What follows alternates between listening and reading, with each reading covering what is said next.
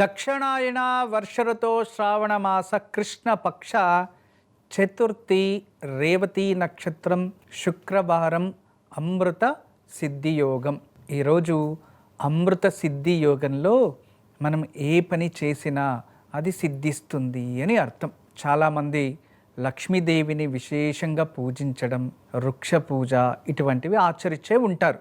అయితే ఇప్పుడు మంత్రబలంలో విశేషంగా ఓం సిద్ధలక్ష్మీర్మోక్షలక్ష్మీ జయలక్ష్మీ సరస్వతి శ్రీలక్ష్మీ వరలక్ష్మేశ్చ ప్రసన్నాచ్చ భవ సర్వదా. ఇందులో శ్రీలక్ష్మియై నమః అనే నామాన్ని మనము జపించాలి. సిద్ధలక్ష్మి కూడా ఉంటుంది. అయితే ఈరోజు శ్రీలక్ష్మి అంటే సంపదని అందించే లక్ష్మి, సిద్ధలక్ష్మి అంటే అన్నీ కూడా మనకి సిద్ధి రూపంగా అందించే లక్ష్మి. విద్యాసిద్ధి, ధనసిద్ధి మరియు కార్యసిద్ధి ఇటువంటివి. ఈరోజు మనము ఏ నామాన్ని జపించినా మనకి అనుకూలమే. చాలామంది కనకదార స్తోత్రం చదువుకోండొచ్చు, లక్ష్మీ అష్టకం చదువుకోండొచ్చు, లక్ష్మీ అష్టోత్రం చదివిండొచ్చు. ఏదైనా ఈరోజు శ్లోకాన్ని చదవండి, ఆ శ్లోకం సిద్ధిస్తుంది.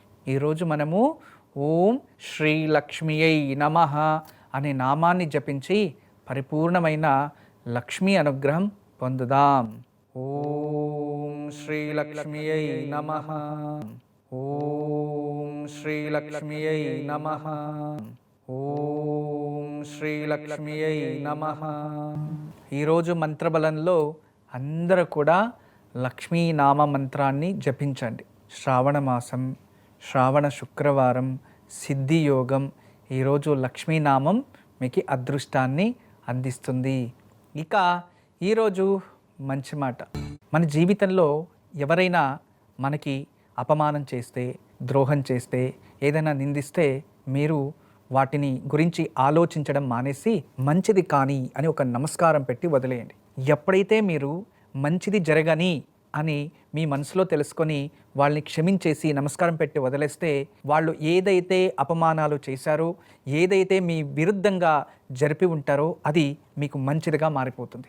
ఇది ప్రకృతి అందించే వరం. ఒకరిపైన ద్వేషం పెంచుకొని, ఒకరిపైన కోపాన్ని, క్రోధాన్ని చూపిస్తే వాళ్ళకి మీకు వ్యత్యాసమే ఉండదు. అందుకే నమస్కరించి వాళ్ళ నుంచి దూరంగా ఉండడానికి, ఆ ఆలోచనల నుంచి దూరంగా ఉండడానికి ప్రయత్నించండి.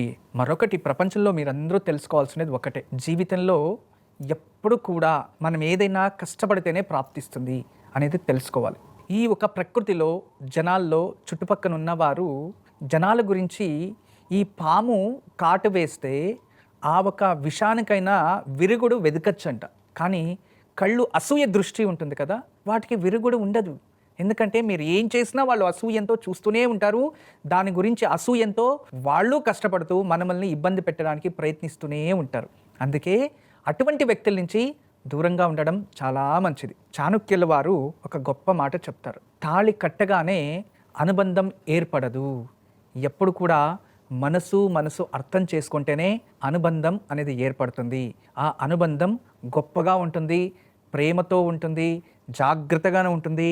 ఎప్పుడు అది సంతోషాన్ని, ఆనందాన్ని అందిస్తుంది. కేవలం తాళితో మాత్రమే అనుబంధం ఏర్పడుతుంది అంటే అది అబద్ధం.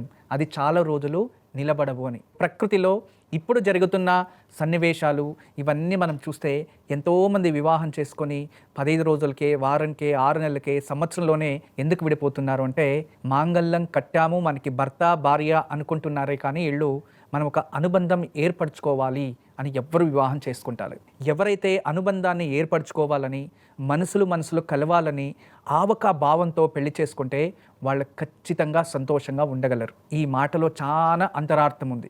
ఏ సంబంధమైనా గట్టిగా ఉండాలి అంటే అది స్నేహ సంబంధమైన, ప్రేమ సంబంధమైన, కుటుంబ సంబంధమైన, తల్లి తండ్రి పిల్లల సంబంధమైన, ఎటువంటి సంబంధాలైనా అవి మంచిగా పరిశుభ్రంగా ఉండాలంటే ముందుగా మనస్ఫూర్తిగా ఒకరిని అర్థం చేసుకోవడం అలవాటు చేసుకోవాలి. ఎప్పుడైతే ఒకరినొకరు అర్థం చేసుకొని అంగీకారంతో ముందుకెళ్తుంటారో ఆ జీవితం ఎంతో సుందరంగా ఉంటుంది, ఎంతో బాగుంటుంది. కానీ ప్రయత్నం మాత్రం మనలోనే ఉండాలి. ఇదే ఈరోజు మంచి మాట. ఈ మంచి మాటకి అనుసంధానంగా చిన్న ఒక కథని తెలియచేస్తా, వినండి. ఒక యూనివర్సిటీ అక్కడ ఒక స్పెషల్ క్లాసెస్ చెప్తూ ఉంటారు.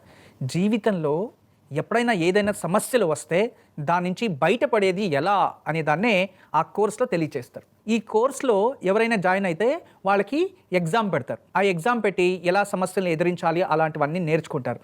కానీ ఆ ఒక యూనివర్సిటీలో ఎలా ఉంటుందంటే ముందుగా పరీక్ష పెట్టి దాంట్లో క్వాలిఫైడ్ అయిన వాళ్ళకి A grade, B grade, C grade, D grade అని ఇస్తారు. ఎవరైతే క్వాలిఫైడ్ అవుతారో వాళ్ళకి మాత్రమే ఆ క్లాసెస్ చెప్తారు, లేకపోతే తెలియచేయరు. అలా ఉంటుంది. ఎంట్రన్స్ ఎగ్జామ్లోనే వాళ్ళకి సర్టిఫికేట్ ఇచ్చేసి తర్వాత విద్యని నేర్పిస్తారు, అంటే ఆ సీక్రెట్స్ని నేర్పిస్తారు అనమాట. అప్పుడు ఉపాధ్యాయులు వస్తారు, మధ్యాహ్నం 2 o'clockకి ఎగ్జామ్ ఉంటుంది. మార్నింగ్ అందరినీ ఇన్వైట్ చేసుకుంటారు. ఇన్వైట్ చేసుకొని ఈ క్లాస్ రూమ్లో కూర్చోబెట్టుకొని అందరికీ ఎక్స్ప్లెయిన్ చేసి మధ్యాహ్నం 2 గంటలకి ఎగ్జామ్ ఉంటుంది. ఇందులో ఎగ్జామ్ క్వాలిఫైడ్ అయితే ABCD అని 4 గ్రేడ్లుగా మిమ్మల్ని విభజించేస్తాం. కానీ మీకు అందరికీ ఒక ఆప్షన్ ఇస్తూ ఉన్నాం. ఎవరైతే ఇక్కడ నాతో ఉండి అన్ని విని ఎగ్జామ్ రాసే వాళ్ళకి ఏ గ్రేడ్ అని మధ్యాహ్నం వరకు వెయిట్ చేసి ఈ ఎగ్జామ్ రాసి క్వాలిఫైడ్ అయిన తర్వాత వాళ్ళకి క్వాలిఫైడ్ చేసి మేము డిసిషన్ చేస్తాం. ఎవరైతే మాకు ఎగ్జామ్ అవసరం లేదు అనుకొని నాతో పాటు బయటకు వచ్చేస్తారో వాళ్ళకి బి గ్రేడ్ అని ఇప్పుడే మేము సర్టిఫికేట్ ఇచ్చేస్తాం. మధ్యాహ్నం ఎగ్జామ్ రాసే అవసరం లేదు అంటే సరి అని చెప్పి ఆ టీచర్ అలా చెప్పి బయటికి వెళ్ళంగానే దాంట్లో 100 మంది ఉంటే 96 మంది టీచర్తో పాటు బయటకు వెళ్ళిపోయి ఎగ్జామ్ టైంకి వచ్చిన తర్వాత చూస్తే అక్కడ కేవలం 4 పిల్లవాళ్ళు మాత్రమే ఉంటారు. వాళ్ళకి ఎగ్జామ్స్ ఏమి పెట్టకుండా ఏ గ్రేడ్ సర్టిఫికేట్ ఇచ్చేసి వాళ్ళకి ఒకటే మంచి మాట చెప్పారు, మీ జీవితంలో మీకు ఎటువంటి క్లాసెస్ ఇక అవసరం లేదు. ఎందుకంటే మీరు ఎగ్జామ్ రాస్తే నేను క్వాలిఫైడ్ అవుతాను అనే నమ్మకం ఉంది కదా, ఈ నమ్మకం ఉంటే మాత్రమే మీ జీవితంలో మీకు ఎటువంటి సమస్యలు వచ్చినా దాన్ని ఎదిరించి బయటపడతారు. అందువలన మీకు ఆ శక్తి ఉంది, ఆ స్థాయి ఉంది అని చెప్పి వాళ్ళకి ఏ సర్టిఫికేట్ ఇచ్చేసి క్లాస్కి రేపటి నుంచి రమ్మని తెలియచేస్తారు. అంటే దీని అర్థం ఒకటే, ఈ కథలో ఉన్న సారాంశం, జీవితంలో ఏ పరీక్ష ఎదిరించాలన్నా, ఏది నేర్చుకోవాలన్నా, జీవితంలో ఎటువంటి సమస్యల నుంచైనా బయటికి రావాలంటే ముందుగా మీపై మీకు నమ్మకం ఉంటే మాత్రమే సాధ్యం. కానీ వేరే వాళ్ళపైన నమ్మకం పెట్టి మీరు ఏ దాంట్లో గెలుచుతాను అనుకున్నా మీరు ఓటమిని అంగీకరించాల్సిందే. ఇది పరమసత్యం, రహస్యమైన మాట అని ఆ ఒక ఉపాధ్యాయులు ఆ ఒక స్టూడెంట్స్కి నేర్పిస్తారు. మీరు కూడా అంతే. జీవితంలో ఎన్ని సమస్యలు వచ్చినా, ఏది వచ్చినా నేను ఎదిరించగలను అని మీపై మీరు నమ్మకం పెట్టుకుంటే ఆ ప్రకృతి మనకి అన్ని విధాలుగా సహకరిస్తుంది. ఇదే ఈరోజు మంచి మాటతో పాటు చిన్న కథ. ఇక ఈరోజు పూజా ఫలం. మనము దేవతలకి ఎన్నో నైవేద్యాలు అందిస్తూ ఉంటాం. ఒక్కొక్క దేవతలకి ఒక్కొక్కటి ఇష్టం అంటూ ఉంటారు. అయితే కొన్ని దేవతలకి కొన్ని పత్ర పూజలు, కొందరికి పుష్పాలు, విధానంగా పూజని అందిస్తుంటాం. అదే విధానంగా విధి విధానాలుగా నైవేద్యాలను కూడా చేస్తూ ఉంటాం. అయితే మీరందరూ తెలుసుకోవాలి, ఏ పూజలో అయినా కొన్నివి నిషిద్ధము అని చేస్తూ ఉంటాం. చూడండి, బాగా మనకి ఈ దేవతా పూజల్లో విశేషంగా అన్ని రకాల దైవ కార్యక్రమంలో భూమి లోపల పండే ఎటువంటి దుంపలని నైవేద్యంగా దేవుళ్ళకి పెట్టరు. యజ్ఞయాగాదులుగా ఆచరిస్తారు, కానీ నైవేద్యంగా దుంపలని దేవుళ్ళకి పెట్టరు. కానీ పర్టికులర్గా ఒక దేవికి దుంపల్లో విశేషమైన దుంప చాలా ఇష్టమైనది. అందరికీ కావాల్సినది జ్ఞానం. జ్ఞానం ఉంటే జీవితంలో ఎక్కడైనా, ఎటువంటి స్థానంలో అయినా, ఎప్పుడైనా వాళ్ళు జీవించగలరు. శ్రేష్టమైన దానం ఏది అంటే విద్యాదానం అంట. ఆ విద్యాదానం అత్యంత పవిత్రమైనది, అత్యంత శ్రేష్టమైనది ఆ విద్య అనేది. అటువంటి విద్యాదానం ఎవరు చేసినా పొందడానికి అర్హత కూడా ఉండాలి. అయితే ఈ కాలంలో ఎన్నో స్కూల్స్ ఉన్నాయి, ఎన్నో హాస్టల్స్ ఉన్నాయి, ఎన్నో విధాలుగా మనకి పాఠాలు నేర్చుకోవడానికి ఎన్నో సబ్జెక్ట్స్ ఉన్నాయి, ఎన్నో భాషల్లో కూడా మనం నేర్చుకోవచ్చు. అవును కదా? అయితే ఏ దాన్ని మనం నేర్చుకోవాలన్నా, ఏది నేర్చుకున్నా మొదలు మనకి జ్ఞానం ఉత్పత్తి అవ్వాలి. ఆ జ్ఞానం మనలో ఉంది. మన జ్ఞానం కావాలి అంటే సరస్వతీదేవి అనుగ్రహం కావాలి. ఎవరిలో అయితే సరస్వతి అనుగ్రహం ఉంటుందో వాళ్ళకి చూసిన వెంటనే ఏ ఒక్క జ్ఞానాన్నైనా వాళ్ళు పొందగలరు. అది సంగీతమైనా, నాట్యమైనా, లేదా ఇంకేదో కళారంగమైనా చాలా సులభంగా వాళ్ళు గ్రహించగలరు. ఆ ఒక సరస్వతి అనుగ్రహం పొందాలి అని ఎంతోమంది కష్టపడుతూ ఉంటారు. ఈరోజు మీకు అందరికీ కూడా సరస్వతి అనుగ్రహం పొందాలంటే సరస్వతీదేవికి అత్యంత ప్రియమైనది స్వీట్ పొటాటో, అంటే చిలకడ దుంప. ఈ దుంపని 2 విధాలుగా నైవేద్యం చేస్తారు. ఆ దుంపలను తీసి చక్కగా కడిగి దాన్ని నైవేద్యం కట్ చేసి నైవేద్యంగా పెట్టడం. అదే దుంపల్ని కట్ చేసి ఎండలో బాగా ఎండబట్టి సరస్వతికి హోమంలో ఉపయోగించడం, ఇలా నానా విధాలుగా ఉపయోగిస్తూ ఉంటారు. కొందరైతే ఆ చిలకడ దుంపని 2 కట్ చేసి ప్రమిదల కింద పెట్టి దానిపై దీపాలు వెలిగించి, అదే దుంపల్ని చిన్నగా చేసి హారం చేసి సరస్వతికి వేసి, అదే దుంపల్ని ఉడకబెట్టి దాన్ని పాయసంలాగా తయారు చేసి నైవేద్యం చేస్తారు. ఇంకా కొందరు వాటిని పచ్చి దుంపలని నైవేద్యంగా చేస్తారు. ఇలా సరస్వతీదేవికి విశేషంగా చిలకడ దుంపలతో నైవేద్యం పెట్టడం వల్ల మనకి సరస్వతికి అనుగ్రహము ప్రాప్తిస్తుంది. సరస్వతికి అత్యంత ప్రియమైన ఆహారంలో ఇది కూడా ఒకటి. దివ్యమైన ఆయుక్షేమం ఈరోజు మీరు చూస్తున్నారు, ఆరోగ్యానికి ఎంతో ఉపయోగకరమైనది. ఇందులో యాంటీవైరస్, యాంటీ బ్యాక్టీరియల్ మరియు యాంటీ క్యాన్సర్గా కూడా ఇది ఉపయోగపడుతూ ఉంటుంది. చాలా అద్భుతమైన ఔషధ గుణాలు. వర్షాకాలం వచ్చినప్పుడు వైరల్ ఇన్ఫెక్షన్ కూడా తగ్గిస్తుంది, వైరల్ ఫీవర్ని కూడా తగ్గిస్తుంది. అంతేకాదు throat infection, cold, cough problem ఉన్నా ఇది వెంటనే తగ్గించేస్తుంది. ఈ వర్షాకాలంలో చాలామందికి హాస్టల్లో ఉండే పిల్లలకి మరియు ఇండోర్లోనే ఎక్కువ ఉన్న పిల్లలకి, చిన్నారులతో నుంచి అందరిపైన ఇది విశేషమైన ప్రభావం చూపిస్తుంది. చూడండి, ఇది తులసి ఆకు చూర్ణం. మన ఇంటి ముందర కూడా ఎన్నో దేవతలకి పూజిస్తూ ఉంటాము తులసితో. ఆ ఆకులను అంతా కూడా చక్కగా తీసి ఎండబెట్టి ఇలా చూర్ణం చేసి పెట్టుకోండి. చిన్న పిల్లలు ఉంటారు కదా, ఆ చిన్న పిల్లలకి కాస్త ఈ తులసి చూర్ణాన్ని తేనెలో అద్ది ఉండలు చేసి చాక్లెట్ లాగా చేసి పెట్టుకోవాలి. నోట్లోకి వేసుకొని చాక్లెట్ని ఎలా చూయింగ్ చేస్తారో అలా దీన్ని కూడా నోట్లో పెట్టుకొని వాళ్ళు ఉంటే వాళ్ళకి థ్రోట్ ఇన్ఫెక్షన్, కాఫ్, కోల్డ్ ఇవి తగ్గిపోతుంది. కోల్డ్ ఇన్ఫెక్షన్ వల్ల అప్పుడప్పుడు జ్వరం వచ్చి వెళ్ళిపోవడం జరుగుతూ ఉంటే గోరువెచ్చని నీళ్ళల్లో ఉదయం 1/2 టీ స్పూన్, సాయంత్రం 1/2 టీ స్పూన్ ఏదైనా ఆహారం సేవించిన తర్వాత రోజుకి 2 సార్లు కొద్ది రోజులు ఇస్తే వాళ్ళకి అప్పుడప్పుడు బ్లడ్ ఇన్ఫెక్షన్ వల్లనో లేదా క్లైమేట్ ఇన్ఫెక్షన్ వల్లనో లేదా ఇమ్యూనిటీ లెవెల్స్ తగ్గిపోయి జ్వరం వచ్చి అది రాకుండా ఇది కాపాడుతుంది. మరియు శరీరంలో క్యాన్సర్ రక్త కణాలని అరికట్టడానికి ఇది చాలా సహకరిస్తుంది. ఆరోగ్యానికి మంచిది. మరియు ఎన్నో ఔషధ గుణాలున్న తులసి చూర్ణం లేదో అదే విధానంగా తులసి టీ అని కూడా చేసుకొని తాగొచ్చు. మనం తులసి ఆకుని వెండిపోయిన ఆకులంతా ఒక డబ్బాకి వేసి పెట్టుకోవాలి. హాట్ వాటర్ వేడి నీళ్ళల్లో వేసేసి 5 నిమిషాలు మరగబెట్టి ఫిల్టర్ చేసి అందులోకి టేస్ట్కి తేనెను కలుపుకోవచ్చు, లేదో అలాగైనా సేవించవచ్చు. మరి తులసి చూర్ణం కోల్డ్, కాఫ్కి, జలుబు లక్షణాలకి అద్భుతమైన ఆయుర్వేద ఔషధం.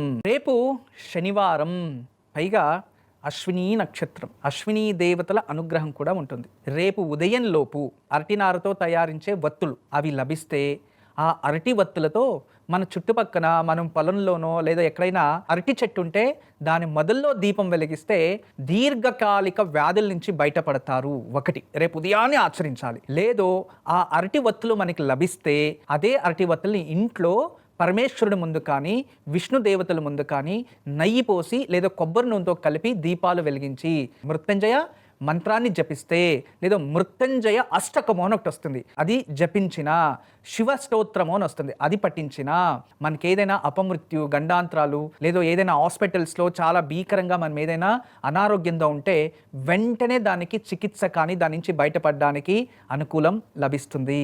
అద్భుతమైన పూజా విధానం. రేపు ఉదయం పరమేశ్వరుడికి అరటి ఒత్తులతో దీపాలు వెలిగించి మృత్యుంజయ మంత్రాన్ని జపించండి. ఈరోజు దివ్యమైన దేవాలయం 18 శక్తిపీఠాల్లో అత్యంత శక్తియుతమైన ఒక శక్తిపీఠం. ఈ శక్తిపీఠం గురించి దేవి భాగవతంలో విశేషంగా తెలియచేశారు. కాళీ పురాణంలో కూడా విశేషంగా తెలియచేశారు. దేవి పురాణం, బ్రహ్మాండ పురాణం అన్ని చోట్ల కూడా ఈ ఒక దేవాలయం గురించి కాస్త రహస్యాలు మనకు తెలుస్తాయి. ఈ కాళీ పురాణం మరియు శ్రీ దశమహావిద్యలో ఈ దేవాలయంలో విశేషమైన శక్తిని పొందడానికి దివ్యమైన క్షేత్రం ఈ క్షేత్రం. చాలామంది ఈ క్షేత్రానికి తాంత్రిక పూజ చేయించడానికో తాంత్రిక పూజలని స్వీకరించడానికే వెళ్తున్నారు అనేది తప్పు. ఎందుకంటే పురాణాలు, వేదాలు, కాస్త దేవీ భాగవతం, దేవీ తంత్రము అనే అద్భుతమైన సంస్కృత పుస్తకం ఉంది. ఆ పుస్తకంలో ఈ దేవాలయం గురించి, ఇక్కడ పూజ గురించి విశేషంగా మనకి తెలియచేస్తుంది. అటువంటి గొప్ప దేవాలయం. చాలా వరకు ఈ దేవాలయాన్ని దర్శనం చేస్తే వాళ్ళు శాకాహారాలు అయ్యున్నా కూడా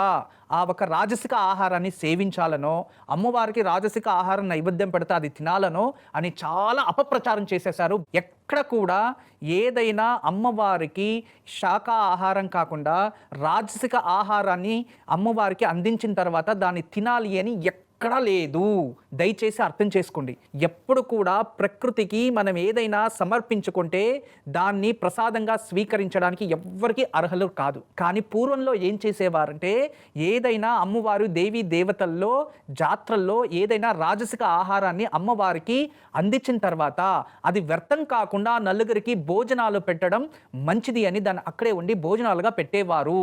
అంతేగాని దాన్ని తినాలి అనే రూల్ ఎక్కడా లేదు. ఇది మాత్రం గుర్తుంచుకోండి. ఎంతో మహిమలు చూపించిన మరియు దేవి పురాణాల ప్రకారం మరియు కాళీతంత్ర ప్రకారం పరమేశ్వరుడు సతీదేవిని శారీర రూపంగా కాకుండా చైతన్య రూపంగా కలవడానికి ఆ క్షేత్రంలో కలిసేవారు అనేది ఒక పురాణంలో నేను చదివాను. అంత గొప్ప క్షేత్రం. సతీదేవి స్వర్గస్థులు అయిన తర్వాత ఆ ఒక శరీరాన్ని తన భుజం పైన వేసుకొని తాండవం ఆడుతూ ఉంటే అప్పుడు ఆ ఒక దృశ్యాన్ని దేవతలంతా చూసి భయభ్రాంతులు అవుతూ ఉంటే ఆ మహావిష్ణు సుదర్శన చక్రం నుంచి ఆ శరీరాన్ని భాగాలుగా విభజించి ఆ ఒక పరమేశ్వరుడు భుజాల నుంచి కిందకు పడేలా చేస్తే ఆ ఒక ప్రదేశంలో అమ్మవారి బ్రహ్మస్థానం అక్కడ పడుతుంది. దాన్ని మనం ఇప్పుడు పూజిస్తున్నాం. ఆ అమ్మవారు కూడా అదే విధానంగా దర్శనమిస్తూ ఉంటుంది. మరియు ఆ దేవాలయం చూడడానికి ఎలా ఉంటుందంటే విశేషంగా తేనె పట్టుకు తేనె తీగలు ఉంటే ఎలా ఉంటుందో ఆ దేవాలయాన్ని దానికి పోల్చారు. అంటే రహస్యమైన శక్తి ఉంటుంది అని అర్థం. అద్భుతమైన శక్తి దేవాలయం. అమ్మవారి బ్రహ్మస్థానం అంటే యోని స్థానంగా యోని పూజ విశేషంగా అక్కడ చేస్తూ ఉంటారు. ఆ ఒక్క అమ్మవారి దేవాలయాన్ని ఎవరు దర్శించుకున్నా ఆ అమ్మవారి అనుగ్రహం ఉంటుంది. మనకందరికీ ప్రపంచానికి వెలుగును అందిస్తున్న ఈ ప్రపంచానికే బ్రహ్మస్థానము గర్భస్థానమైన గుహాటిలో ఉన్న కామాఖ్యాదేవియే ఈరోజు దివ్య దర్శనం మనకి. ఈరోజు శుక్రవారం, పైగా విశేషమైన రోజు. మనమందరూ భక్తి శ్రద్ధతో ఆ కామాఖ్యాదేవిని దర్శనం చేసుకుంటూ మన జన్మ పావనం చేసుకుందాం. ఈరోజు దివ్యమైన వాస్తు పరిష్కారం. చాలా మంది ఇళ్లల్లో రాహు దోషాలు ఎలా ఉంటాయి అని అడుగుతూ ఉంటారు. నవగ్రహ తత్వం కూడా ఇళ్లల్లో ఉంటుంది. అదే విధానంగా అష్టదిక్పాలకుల తత్వం కూడా ఇళ్లల్లో ఉంటుంది. అష్టదిక్పాలకులు అంటే ఆగ్నేయంలో అగ్నిదేవుడు, దక్షిణంలో యమ, నిరుతి, పశ్చిమంలో వరుణ, వాయు దిక్కులో వాయుపురుషుడు, ఇక ఉత్తర దిక్కులో కుబేరుడు, ఈశాన్యుడు, తర్వాత ఇంద్రుడు. ఇవి అష్టదిక్పాలకులు. అవును కదా? అయితే అష్టదిక్పాలకులు అయిన తర్వాత రెండో స్థానాన్ని అలంకరించేదే నవగ్రహాలు. అవి కూడా వాటి ప్రదేశంలో ఉంటాయి. ఎక్కడైతే ఏ స్థానంలో అయితే రాహుస్థానం అనేది ఉంటుందో, ఈ వాష్రూమ్స్ అవన్నీ ఉంటాయి కదా, దాన్ని రాహుస్థానం అంటుంటారు. అటువంటి స్థానంలో, కేతు స్థానంలో ఏదైనా ఏ ఇంట్లో అయినా ఉండరాని జాగాల్లో ఏదైనా అటువంటి వాష్రూమ్స్ లేదా బ్రహ్మస్థానంలో వాష్రూమ్స్ వచ్చేసినా ఆ ఇంట్లో పిల్లలు చక్కగా చదువులేరు. ఆ ఇంట్లో ఎంత మంచి ఎడ్యుకేషన్ ఇచ్చినా, తల్లిదండ్రులు ఎంత జ్ఞానవంతులైనా పిల్లలు అజ్ఞానులుగా మారిపోతూ ఉంటారు.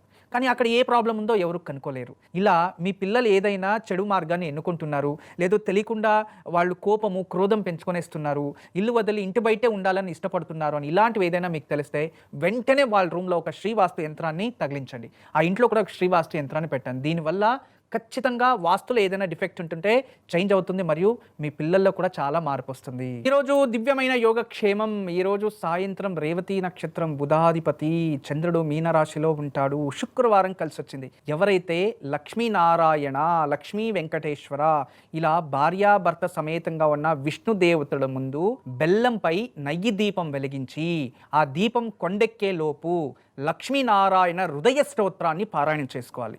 ఎవరైతే లక్ష్మీనారాయణ హృదయ స్తోత్రం పారాయణం చేసుకుంటారో భార్యాభర్తలు దూరంగా నివాసిస్తూ ఉంటే వాళ్ళు దగ్గరవుతారు. ఎక్కడో ఉద్యోగం పర్పస్ వీళ్ళు ఒక ఊర్లో వాళ్ళు ఒక ఊర్లో ఉంటే మళ్ళీ వాళ్ళందరూ కలిసి దగ్గరవుతారు. చాలా అద్భుతమైన యోగం ప్రాప్తిస్తుంది. భార్యాభర్తల సఖ్యత వరకు వివాహం జరగడానికి కోసం మరియు దూరంగా ఉన్న భార్యాభర్తలు ఒకటవ్వడానికి లక్ష్మీనారాయణ హృదయ స్తోత్రం చదవండి. లక్ష్మీనారాయణని పూజించండి.